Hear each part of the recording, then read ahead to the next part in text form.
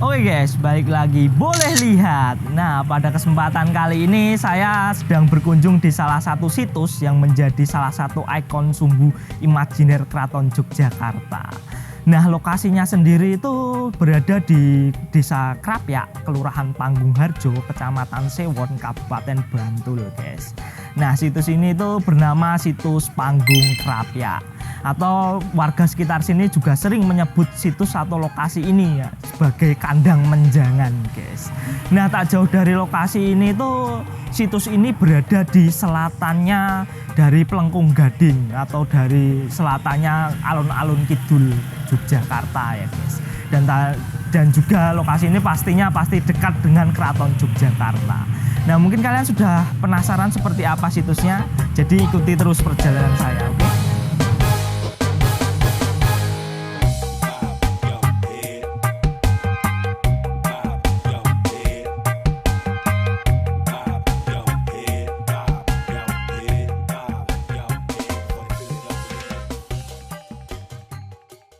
Oke guys, kita sudah sampai di lokasi Panggung Krapyak ya, atau situs Panggung Krapyak. Bisa kalian lihat di sebelah saya ini. Nah, kalau saya lihat tuh bangunannya itu mirip seperti bangunan penjara Belanda ya guys. Dengan pintu berbentuk seperti itu, kemudian ada jendela-jendela kecil di beberapa sisinya seperti itu. Nah, bangunan situs Panggung Krapyak ini tuh terdiri dari 2 lantai ya guys. Kalau kalian nanti kamera ada footage ya, ke dalam itu ada tangga di dalamnya. Dan kalau kalian lihat lebih spesifik, oh ya guys, mohon maaf ya, ini karena lokasi situs ini berada di persimpangan jalan, jadi mungkin ada banyak kendaraan yang lewat seperti itu guys. Nah, lanjut ya guys. Jadi jika kalian amati lebih spesifik, itu di bagian atas tuh ada tempat mirip seperti panggung guys. Dan menurut sumber yang saya baca bahwa dulu di daerah sini itu adalah berupa hutan. Hutannya bernama Hutan Krapyak. Oleh sebab itu nama situs ini dinamakan Panggung Krapyak. Panggung sendiri karena di atasnya sendiri berbentuk seperti panggung, kemudian Krapyak diambil dari dulu di sini lokasi ini adalah berupa hutan yang bernama Hutan Krapyak. Terus kenapa masyarakat sekitar juga menyebut nama ini dengan nama kandang menjangan? Nah, ini ada ceritanya lagi guys, bahwa dulu kan di sini ada Hutan Krapyak. Nah, di Hutan Krapyak ini konon ceritanya itu banyak sekali terdapat satwa guys. Satwanya, dan salah satu satwa yang paling banyak di Hutan Krapyak ini adalah rusa atau menjangan. Makanya masyarakat sekitar menyebut tempat ini atau bangunan ini sebagai kandang menjangan seperti itu guys. Dan untuk ukurannya sendiri ya, dari situs Panggung Krapyak ini tuh ukurannya itu lebih kurang 17,6 meter kali 15 meter dengan ketinggian 10 meter guys. Bisa bayangkan kan tingginya segitu guys. Nah, oke guys, jadi saya itu kalau mengunjungi situs-situs seperti ini yang bersejarah itu biasanya sambil nostalgia guys. Dulunya itu seperti apa, itu sambil saya tuh ngereng-ngereng membayang-bayangkan dulu seperti apa, seperti itu. Biasanya seperti itu kalau saya mengunjungi situs-situs bersejarah seperti ini guys. Oh iya guys, mohon maaf sekali kita tidak bisa masuk ke dalam situs ini. Karena apa ya, karena ini tadi guys digembok. Nah, ini digembok tuh menurut sumber yang saya baca itu setelah terjadinya gempa Jogja pada tahun 2006 itu kan situs ini mengalami kerusakan. Nah, kemudian dilakukanlah pemugaran setelah gempa bumi 2006 itu. Nah, dari pemugaran itu terjadilah juga pembatasan akses masuk untuk umum. Dulunya bisa masuk sih guys. Mungkin kalau kita ada yang kuncen atau abdi dalam, mungkin kalau ada sih nanti bisa minta izin kalau boleh merekam ke dalam. Tapi kayaknya sih nggak ada karena kita ini datang pagi-pagi sekali guys. Oke guys. Oh iya, sambil cerita ya guys, kita jalan sini. Oh ya, ini hati-hati ya guys, karena kalau kesini tuh lokasi situs ini seperti saya bilang tadi ini berada di persimpangan, dan persimpangannya tuh kecil dan rame, jadi makanya banyak yang lalu lalang seperti itu. Nah guys, untuk sejarahnya sendiri ya, berdasarkan sumber yang saya baca, bangunan situs Panggung Krapyak ini itu dibangun pada tahun 1760 oleh Sri Sultan Hamengkubuwono pertama guys. Nah, kenapa dibangun bangunan Panggung Krapyak ini? Jadi dulu itu Sri Sultan Hamengkubuwono pertama membangun bangunan ini itu digunakan sebagai tempat singgah sekaligus sebagai tempat untuk perburuan di Sutan Krapyak sini, guys, seperti itu. Nah, kemudian selain karena dulu Sri Sultan Hamengkubuwono pertama itu suka sekali berburu, itu makanya dibangun ini, dan di atas sendiri kan bentuknya seperti panggung. Nah, itu kemungkinan digunakan untuk mengintai hasil buruan, guys. Jadi untuk mengintai hewan-hewan buruan itu berada di atas seperti itu. Makanya didesain sedemikian rupa itu untuk perlindungan juga dari hewan-hewan liar seperti itu, guys. Dan dulu itu juga selain dari Sri Sultan Hamengkubuwono pertama, nenek moyang dari Sri Sultan Hamengkubuwono pertama itu suka sekali berburu, guys, yaitu dia adalah Raden Mas Jolang. Nah, ceritanya sendiri Raden Mas Jolang itu gini, guys. Jadi Raden Mas Jolang ini adalah putra dari Panembahan Senopati, guys, yang berasal dari ibu Gusti Kanjeng Ratu Maspati. Nah, Gusti Kanjeng Ratu Maspati ini adalah putri dari Ki Penjawi, guys. Ini berbeda dengan Roro Pembayun, ya, guys. Yaitu ibunya itu berasal dari, kalau Roro Pembayun itu ibunya adalah Nyi Ageng Adisoro. Nah, ini berbeda walaupun dengan ayah yang sama, ya, guys. Ayahnya adalah Panembahan Senopati itu tadi, seperti itu. Nah, untuk berdasarkan sumber yang saya baca atau sejarah yang saya baca itu bahwa dulu Raden Mas Jolang itu meninggalnya berada di hutan Krapyak sini, guys. Ceritanya sendiri ini ada ceritanya, guys. Ini ceritanya juga agak seru ini, guys. Kita sambil bergeser ke sini, ya, guys. Jadi dulu Raden Mas Jolang itu ketika Panembahan Senopati mendapatkan wahyu dari Panembahan Senopati sendiri yang mendapatkan wahyu untuk mengangkat anaknya Raden Mas Jolang untuk naik tahta menjadi Raja Mataram Islam kedua. Nah, singkat cerita kemudian Raden Mas Jolang diangkat menjadi Raja Mataram Islam yang kedua, guys.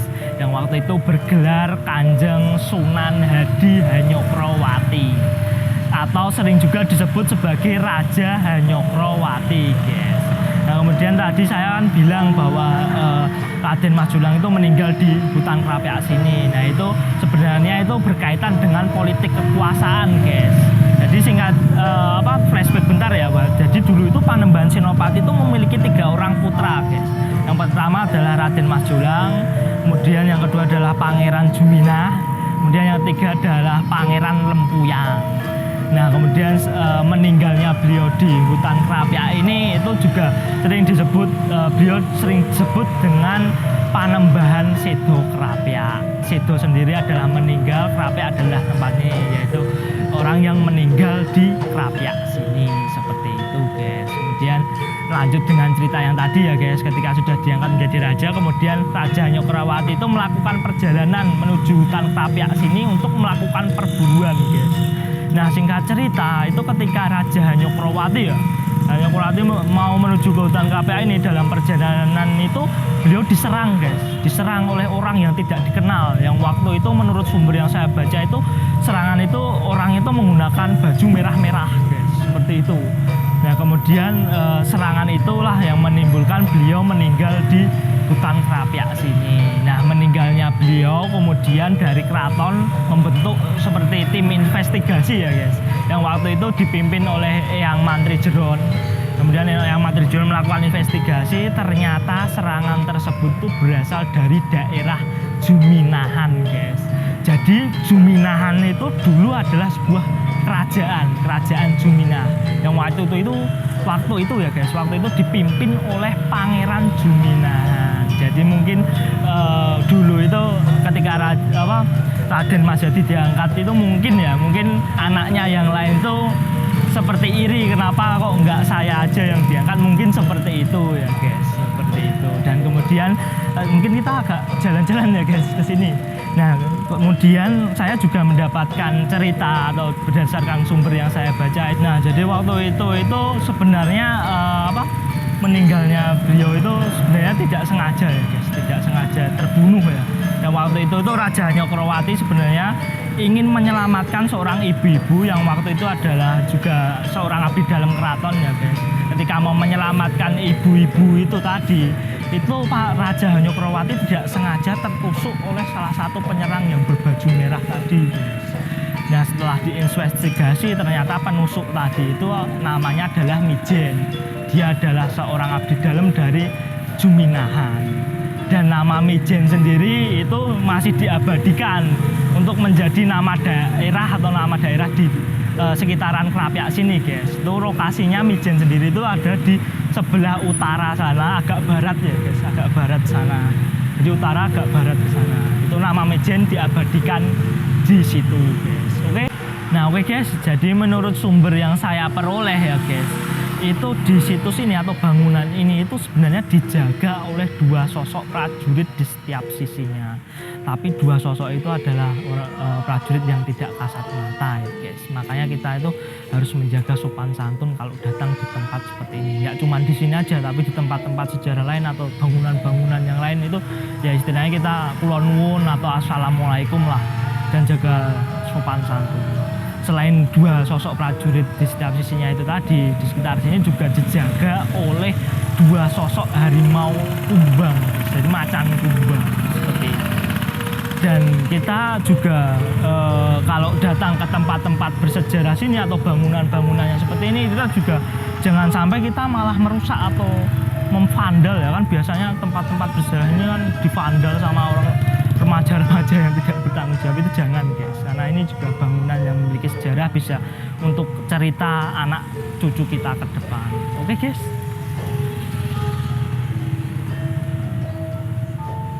Nah oke guys, jadi kalau untuk retribusi di sini itu tidak ada guys, tidak ada retribusi. Kalian kalau kesini cuman hati-hati aja karena ini berada di persimpangan 4 dan ini dibuat sebagai kayak bundaran ya guys. Jadi ada 4 penjuru kendaraan dari di sana, sana, dan sana. Makanya hati-hati kalau kesini. Kemudian kalau MCK juga nggak ada guys, MCK. Mungkin kalian bisa mencari musola-musola terdekat sini. Tapi kalau untuk warung ya guys, warung banyak sih, banyak di sekitar sini. Ada banyak sekali warung, apalagi di daerah sana guys. Sisi sana, sisi utara itu banyak sekali. Oke guys, mungkin itu dulu ya. Pada intinya jangan pernah melupakan sejarah. Kita sebagai generasi penerus harus menjaga dan melestarikan warisan nenek moyang. Dan jangan sampai tempat-tempat seperti ini kita jadikan seperti tempat yang apa ya, untuk memuja-muja hal-hal yang aneh, itu jangan. Dan kalau bisa ya tempat-tempat seperti ini itu kita pelajari sejarahnya agar nantinya kita bisa ceritakan ke anak cucu kita ke depan. Dan jangan sampai divandal-vandal seperti yang saya bilang tadi guys. Oke. Jadi mungkin itu dulu. Pokoknya jangan pernah lupa untuk stay terus di channel kita Boleh Lihat, dan tunggu terus keseruan-keseruan kita selanjutnya. Oke guys, see you next time. Nah, itulah tadi kunjungan kami ke Panggung Krapyak. Like jika kalian suka, subscribe jika kalian memang suka. Terima kasih guys, sampai jumpa.